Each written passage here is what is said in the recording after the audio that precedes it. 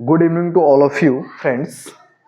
सो friends, आज हम बात करने वाले हैं समीकरण, दैट मीन्स इक्वेशन को सॉल्व कैसे करते हैं। मोस्टली स्टूडेंट को क्या होता है, समीकरण यानी कि इक्वेशन को सॉल्व करना आता ही नहीं है, जिससे उसको आगे चल के बहुत ही डिफिकल्टी का सामना करना पड़ता है।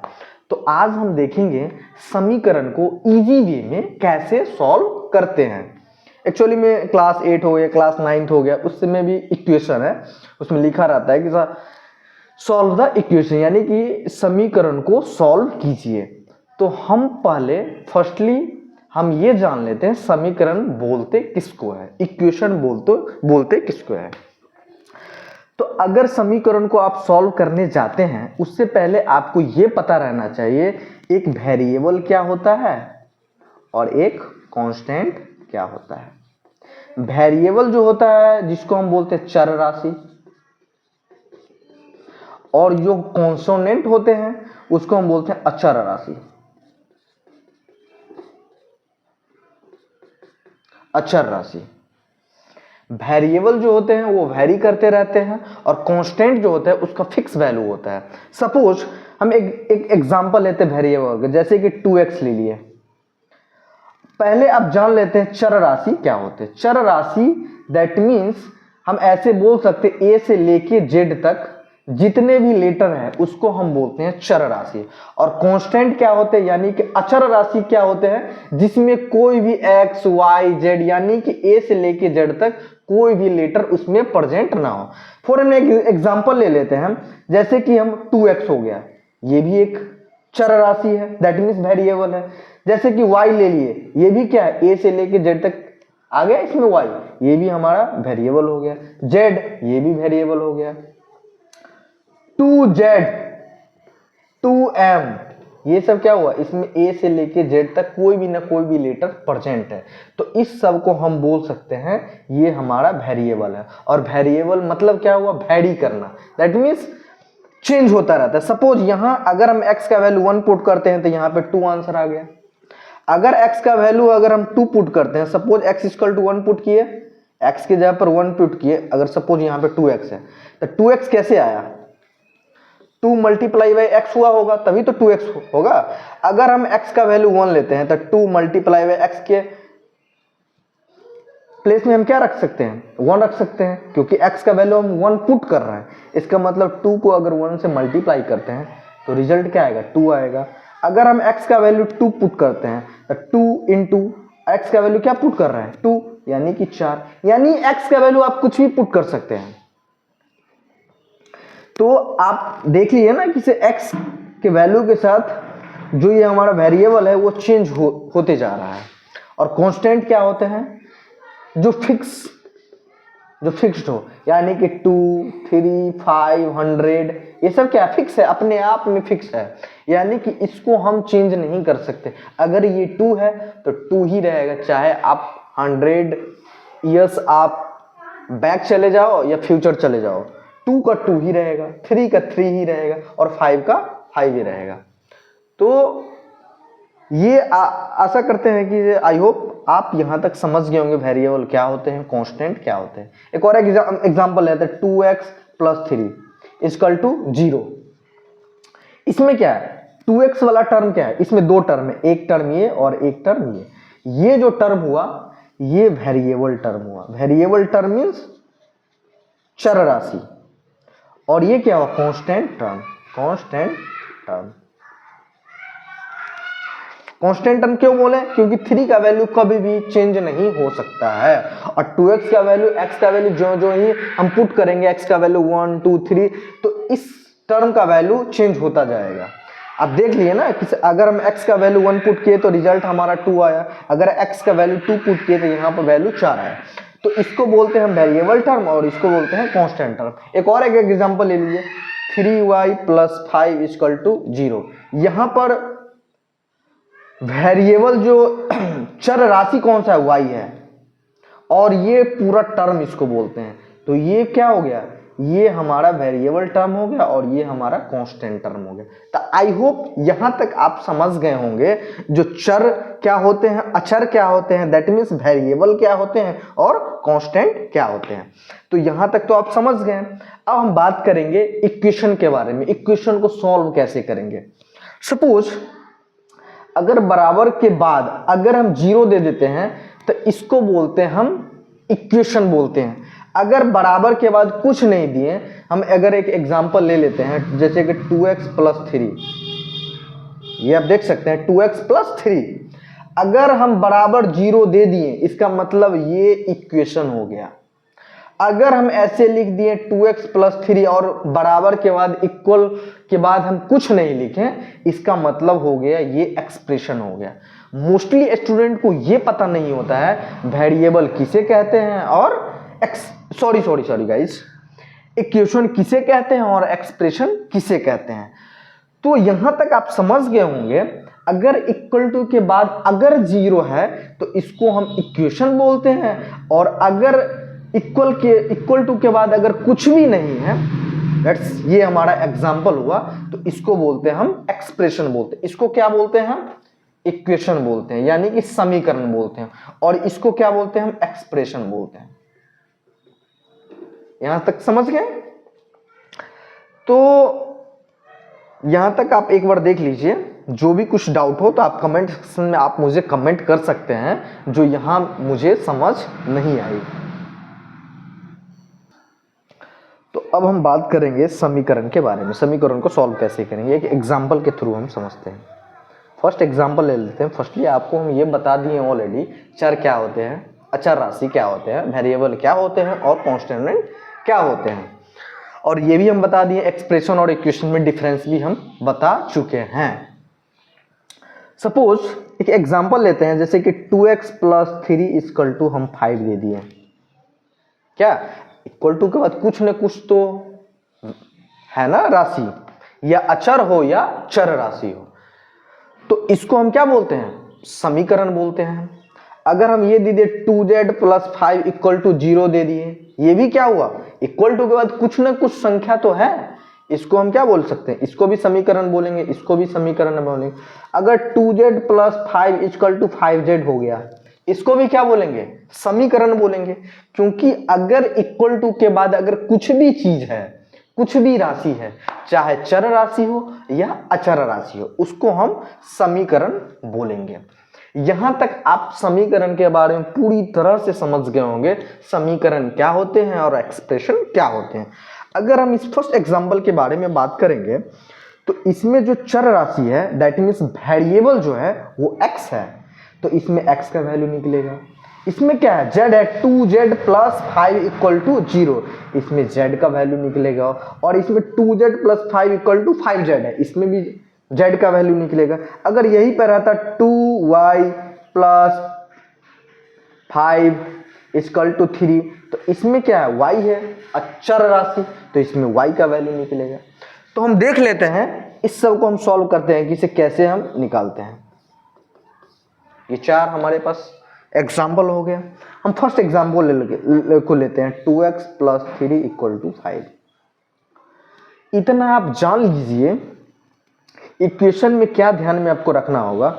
अगर प्लस को अगर हम इक्वल टू के साइड, अगर सपोज लेफ्ट, ये हमारा लेफ्ट साइड है गया और ये हमारा राइट साइड हो गया, अगर लेफ्ट से राइट ले जाते हैं तो साइन जो भी होते हैं वो चेंज हो जाते हैं, यानी कि प्लस का अगर राइट में ले जाते हैं तो माइनस हो जाएगा, अगर वाइस वर्सा, अगर प्लस को लेफ्ट साइड से अगर राइट साइड में ले जाते हैं तो वो माइनस में हो जाता है, अगर माइनस को राइट साइड से अगर लेफ्ट साइड में लाते हैं तो ये प्लस हो जाता है। सपोज डिवाइड है, अगर डिवाइड को राइट हैंड साइड ले जाएंगे तो मल्टीप्लाई हो जाएगा, और मल्टीप्लाई को राइट हैंड साइड से अगर लेफ्ट साइड लाते हैं तो ये डिवाइड हो जाए, ये डिवाइड हो जाएगा। तो वो ये हमारा बेसिक रूल है। अगर हम इस साइड से उस साइड अगर साइन को ले जाएंगे तो हमारा साइन का इतना चेंज, ओनली फॉर साइन का चेंज होगा। तो 2x + 3 = 5, अगर हम इस इक्वेशन को सॉल्व करते हैं तो इक्वेशन को सॉल्व करने के लिए आपको ये कंक्लूड करना पड़ेगा, किसी चर को आप एक साथ रखिए और अचर राशि को एक साथ रखिए, वेरिएबल टर्म को एक साथ रखिए और कांस्टेंट टर्म को एक साइड रखिए। तो इसमें हमारा क्या है, एक ही वेरिएबल टर्म है और दो क्या है, कांस्टेंट टर्म है। तो अभी हम क्या बोले, अगर सबको एक साथ रखिए, मतलब जाति जो होते हैं जैसे सोनार जाति हो गया, ब्राह्मण जाति हो गए, यानी कास्ट जो होते हैं ना, सबको एक साथ रखिए। यानी सोनार जाति को एक जगह पे रखिए, ब्राह्मण जाति को एक साइड में रखिए, यही हमारा है। यानी कि चर और अचर दोनों जाति है, कास्ट है।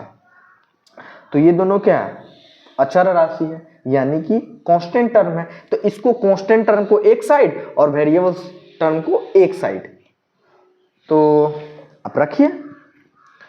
तो 2x, अगर हम 3 और 5 दोनों कांस्टेंट टर्म में अगर हम इस साइड ले जाते हैं, बराबर के इस साइड, यानी कि लेफ्ट से अगर हम राइट ले जा रहे हैं, तो 3 के पीछे क्या साइन है, प्लस का साइन है। तो अगर प्लस राइट हैंड साइड जाएगा तो क्या होगा, माइनस होगा। तो यही हम लिख दिए 2x इक्वल टू, क्योंकि 3 को उस साइड ले जा रहा है तो इक्वल का साइन तो रहेगा, तो ये लिख दिए 5 और प्लस इस साइड जाएगा यानी कि राइट साइड जाएगा।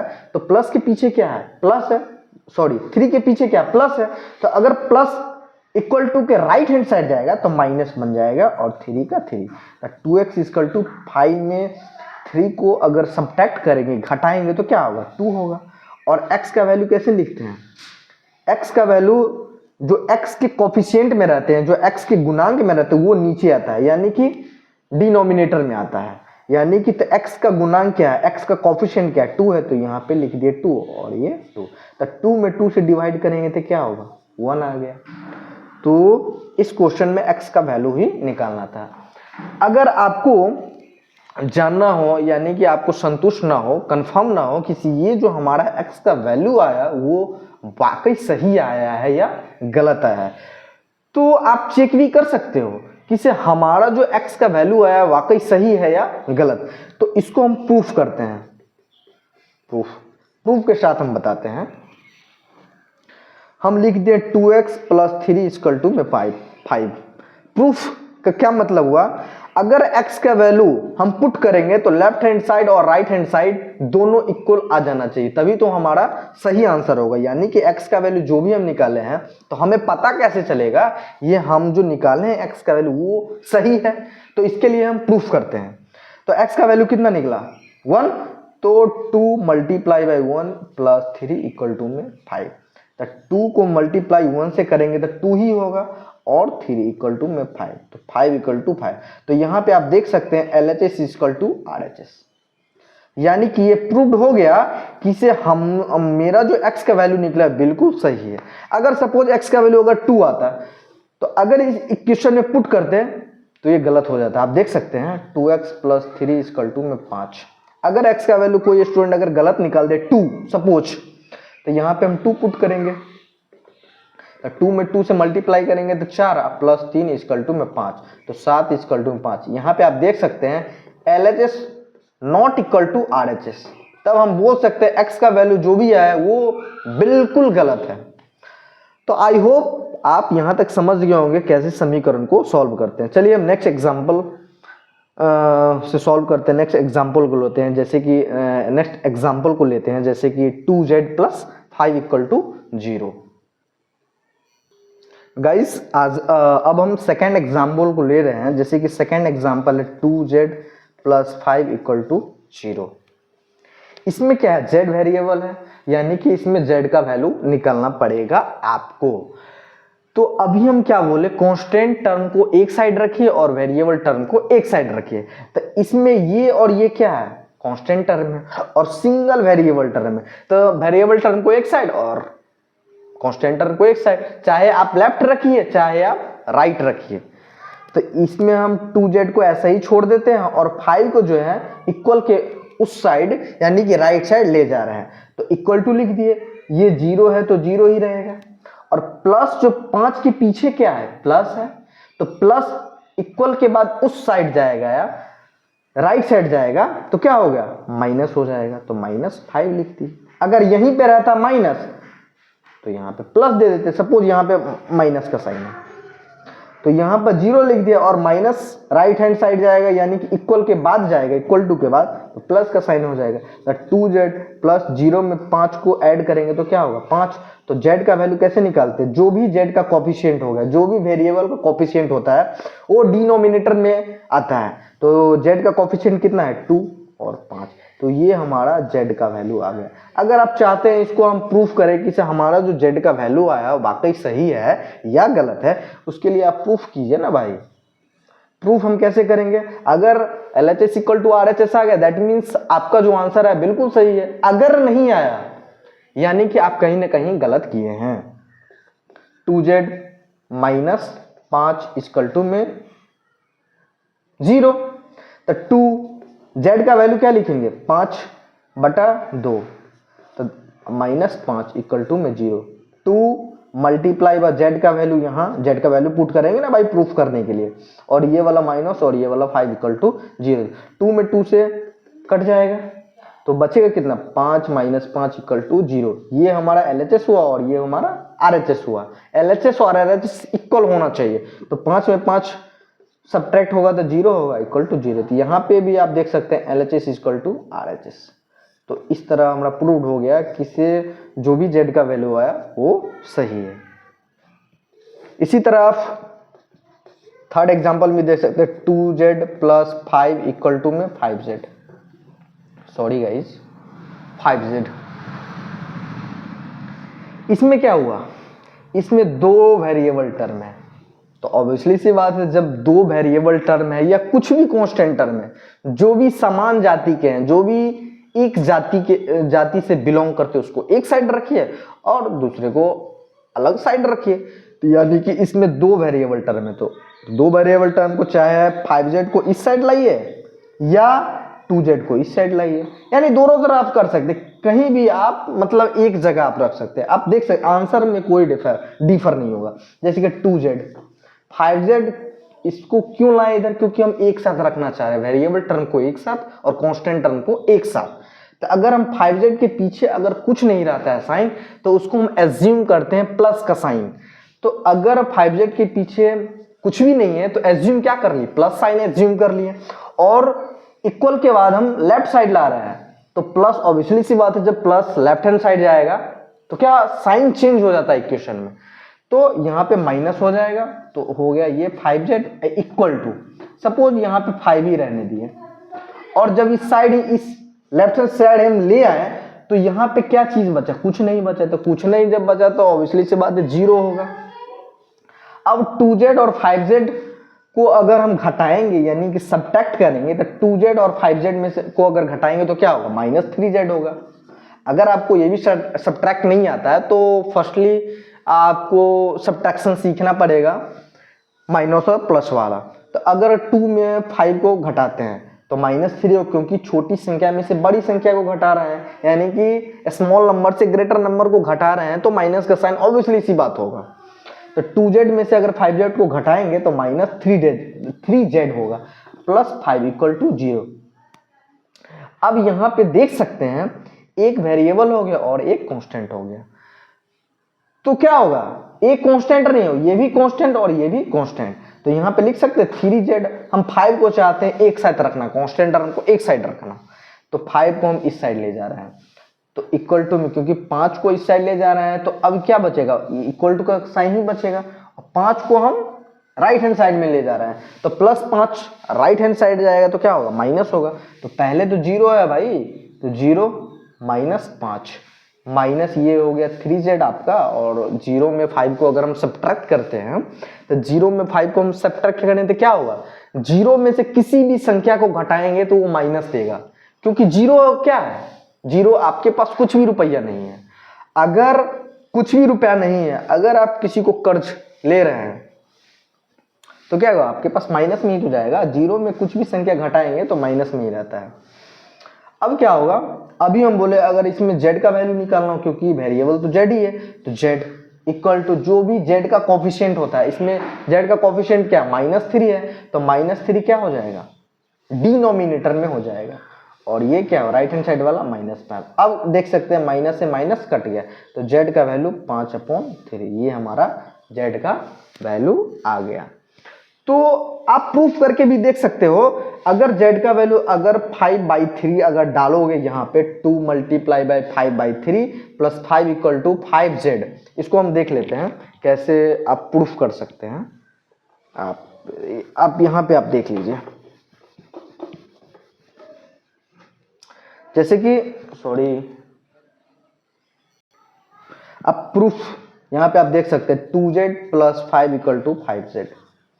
या तो आप डायरेक्ट कर सकते हैं 2 और z का वैल्यू क्या निकला है 5/3, तो लिख सकते हैं 5/3 प्लस 5 इक्वल टू में 5, और ये भी तो z है, जहां जहां z है भाई वहां वहां z का वैल्यू पुट करो ना, तो 5/3 ये वाला 5 मल्टीप्लाई बाई z का वैल्यू जो यहाँ पे 5/3 निकला है। जो भी z का वैल्यू हो, जहां जहां वेरिएबल है वहां वहां जो भी आपका वैल्यू निकलता है उसको आप पुट कर दीजिए। अगर लास्ट में आपका आंसर आ जाता है LHS equal to RHS, that means आपका आंसर बिल्कुल सही है। तो 5 में अगर 2 से मल्टीप्लाई करेंगे तो क्या होगा भाई 10/3 प्लस 5 इक्वल टू में 25/3, और यहाँ पे 5/1 कर सकते हैं। तो यहाँ पे एडिशन कैसे करेंगे, 1 और 3 का एलसीएम कैसे होगा 3। अगर आप एलसीएम नहीं करना चाहते हैं तो क्रॉस मल्टीप्लिकेशन कर लीजिए ना यार, 1 को 10 से मल्टीप्लाई करेंगे 10 होगा, प्लस का साइन है तो प्लस होगा, और 3 को 5 से मल्टीप्लाई करेंगे तो क्या होगा 15 होगा, और 3 में 1 से मल्टीप्लाई करेंगे तो 3 होगा। आप यहाँ पे जोड़ भी बना सकते हैं, जैसे बच्चे लोग बनाते हैं जोड़, वैसे आप कर सकते हैं एलसीएम लेके। लेकिन अगर आप ऐसे भी हो सकता है 1 को 10 से मल्टीप्लाई करेंगे तो 10 हो जाएगा, प्लस का साइन है तो प्लस का हो जाएगा, और 10 में 5 से मल्टीप्लाई करेंगे तो 15, यानी कि 15/3 में 1 से मल्टीप्लाई करेंगे तो 3 हो जाएगा, इक्वल टू में 25/3। 10 में और 15 को ऐड करेंगे तो क्या होगा 25/3 इक्वल टू 25/3। यहाँ पे देख सकते हैं LHS equal to RHS। I hope guys यहाँ तक आप समझ गए होंगे। नेक्स्ट वीडियो में हम और भी बेहतरीन एग्जाम्पल के साथ आएंगे, जैसे कि डिफिकल्टी लेवल का थोड़ा क्वेश्चन होगा, जैसे कि आपको समझने में थोड़ा इजी होगा। तो इस वीडियो को हम यही एंड करते हैं गाइस। अगर ये वीडियो आपको पसंद आई तो प्लीज़ मेरे चैनल को सब्सक्राइब कीजिए, लाइक एंड अपने दोस्तों के साथ शेयर कीजिए। Thank you.